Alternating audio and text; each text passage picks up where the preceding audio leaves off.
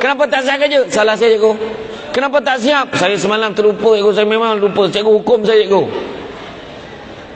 Sekali lagi aku dengar yang cakap betul tu, aku cari engkau. Aku tak tanya kan. Siapa yang cakap betul tadi? Tolong tunjuk. Kawan cakap betul mana? Kau tak faham bahasa yang aku cakap? Adab mana adab? Orang bercakap, kau nak bercakap. Tu sebab cikgu marah dengan kau. Lepas tu bila cikgu ambil tindakan dengan kau, kau cakap cikgu berdendam dengan kau.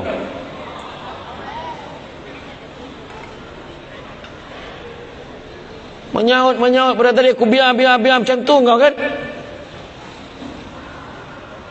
Siapa ngajar kau ngajar ni cakap? Saja je. Hilang darah kau kan? Apa tahu? Tak adalah. Bila kita orang cakap, jaga adab. Sebab kalau orang cakap, kenapa kau hajar, mak bapak tak ajar. Tu ayat dia. Kalau cakap mak ayah sensitif. Tapi siapa yang menyebabkan? Mak ayah lah tak ajar. Faham?